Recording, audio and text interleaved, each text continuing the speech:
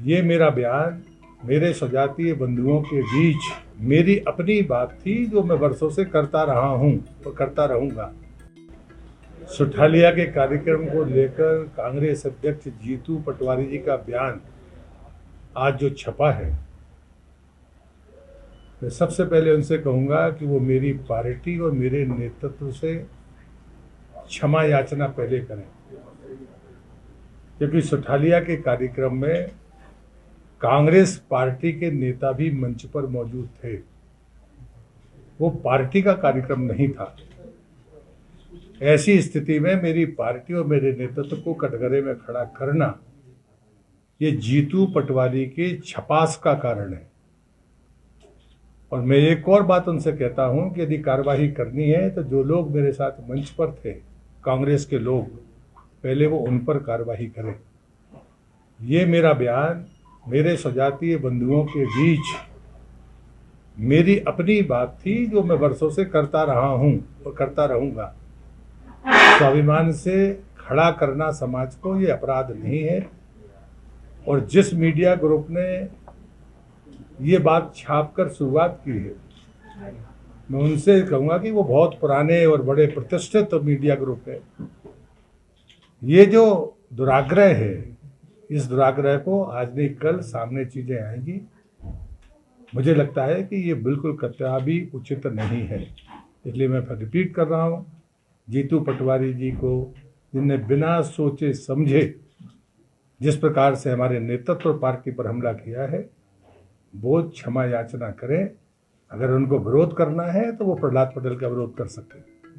तो मध्य प्रदेश सरकार के मंत्री प्रहलाद पटेल ने वो बयान पे अब जीतू पटवारी पे निशाना साधे है, जी को लेके राजनीति तेज हो रही है। प्रहलाद पटेल को एक बयान चर्चाओं में हतो और विपक्ष ने उन पर जम के निशाना साधे। तो अब हम आपको सुनवा रहे हैं वो बयान भी और उसके बाद जीतू पटवारी की प्रतिक्रिया भी। साल का सबसे बड़ा ऑफर, अपनी नई किया कार खरीदे और पाए आरटीओ टैक्स पर 50% तक की बचत। मौका सीमित समय तक। सेठ किया सागर पर, पता Baheriya Damoh road, Sagar. Mobile number 9201969649। आदरणीय देश के प्रधान सेवक, देश के प्रधानमंत्री नरेंद्र मोदी जी, आदरणीय जेपी नड्डा जी, आदरणीय मुख्यमंत्री जी मोहन यादव साहब और आदरणीय भारतीय जनता पार्टी के प्रदेश अध्यक्ष जी। एक मंत्री ने जनता को कहा कि आप भिखमंगे हो। प्रहलाद पटेल जी ने वक्तव्य दिया और ये कहा कि जनता भीख मांगती है। जनता अपने हकों की लड़ाई अगर सरकार से नहीं लड़े, मंत्रियों से नहीं लड़े, जनप्रतिनिधियों से नहीं लड़े, अपनी समस्याओं को लेकर जनता सरकार के नुमाइंदों के पास नहीं जाए, जनप्रतिनिधियों के पास नहीं जाए, तो किसके पास जाए? और जब जनता से आप वोट मांगते हो, झोली फैला फैला के वो भीख है या जनता अपना अधिकार मांगती है वो भीख है?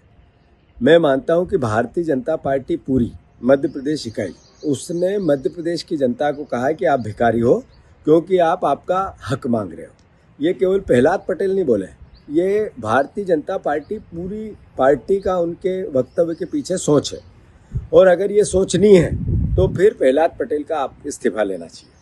अगर देश के प्रधानमंत्री इतने संवेदनशील है, अभी सांसद और विधायकों को ट्रेनिंग दे के गए, लोक व्यवहार सिखा के गए, जनता के सामने कैसे प्रस्तुत होना है इस बात को कह के गए, तो क्या ये ट्रेनिंग दे के गए प्रधानमंत्री कि जनता को आप भिखारी कहो? मैं फिर से चेतावनी देता हूं मोहन यादव जी को, जेपी नड्डा जी को, देश के प्रधानमंत्री जी से भी आग्रह करता हूं, प्रहलाद पटेल का अगर इस्तीफा नहीं लिया तो ये सर्वविदित होगा कि भारतीय जनता पार्टी पूरी ने कहा कि जनता भिखारी है। और मैं प्रदेश की जनता से भी आग्रह करना चाहता हूँ, बहुत हम्बल, बहुत विनम्र, मैं माफ़ी मांगते हुए बहुत बहुत बहुत बहुत डर के ये बात कहना चाहता हूँ, ये प्रहलाद पटेल नहीं बोले, ये आपने एक तरफा वोट दिए इनको, एक तरफा आपने इनको समर्थन दिया। ये जो मुद्दों पे आपने वोट नहीं दिया, सिर्फ नफरत और घृणा और पोलराइजेशन पे वोट दिया, उसका चरित्र बोल रहा है। मैं मध्य प्रदेश की जनता से आग्रह करता हूँ, अरे आपकी बेटियों को उन्होंने 3,000 देने का बोला था, दिया नहीं। अगर वो बात होती है तो ये उनको भिखारी कहते हैं। आप किसान भाइयों को मैं कहना चाहता हूँ कि 2700 और 3100 के दाम मांगते हैं। इनने जब घोषणा पत्र किया था तो ये सबको भिखारी कहते हैं। 450 के गैस सिलेंडर गरीबों को कहना चाहता हूँ, आपको बोला था नहीं दिया। अगर आप महंगाई की बात करते तो आपको भिखारी कहना चाहते हैं। ये 6,000 का सोयाबीन का दाम हो या 2.5 लाख नौकरियों की बात हो या लोक व्यवहार संसाधन जो रोजमर्रा की जिंदगी में आम परिवार को महंगाई से जूझ, कोई आवाज उठाए, वो चाहे स्वास्थ्य की हो, चाहे शिक्षा की हो, चाहे प्रशासन किसी भी प्रकार के अन्याय के खिलाफ हो, तो उनको ये भिखमंगा कहते हैं। तो थोड़ी गलती आप महसूस करते हो नहीं करते हो मुझे नहीं पता, पर उसका भी एहसास सर चढ़ के रावण जैसा इन पे चढ़ा है। मद के मद में मदमस्त होकर ऐसे बयान देते हैं कि जिसके कारण बनते हैं, जिस जनता के वोट के कारण बनते हैं, उनको भिखारी कहते हैं। इनका मोहन यादव जी आप इस्तीफा लो, अन्यथा कांग्रेस पार्टी इसके खिलाफ पूरे प्रदेश में जन आंदोलन करेगी। ये समाज से लेने की जो आदत है, अब तो सरकार से भीख मांगने की आदत लोगों की पड़ गई है। नेता आते हैं तो कागज, एक टुकड़ा तो कागज मिलते हैं उनको, मंच पर है माला पहनाएंगे और एक पत्र पकड़ा देंगे। ये अच्छी आदतें नहीं है। लेने की बजाय देने का मानस बनाइए। मैं दावे से कहता हूं, आप भी सुखी होंगे और एक संस्कारवान समाज को हम खड़ा करेंगे। ये भिखारियों की फौज इकट्ठा करना, ये समाज को मजबूत करना नहीं है, ये समाज को कमजोर करना है। हम मुफ्त की चीजों के प्रति जितना आकर्षण रखते हैं, ये वीरांगनाओं का सम्मान नहीं है। किसी शहीद का सम्मान तब है जब हम उसके चरित्र के साथ जीने की कोशिश करें। ऐसा कोई शहीद का नाम जानते हो जिसने किसी से भीख मांगी हो? मुझे नाम बताना। उसके बावजूद भी हम आते हैं और अपने कार्यक्रम करके चले जाते हैं, तालियां बजाते और चले जाते हैं। मैं तो आपसे एक ही भिक्षा मांगकर अपनी बात खत्म करता हूं। नर्मदा का परिक्रमावासी हूं तो भिक्षा तो मांगता हूं, खुद के लिए कभी नहीं मांगता।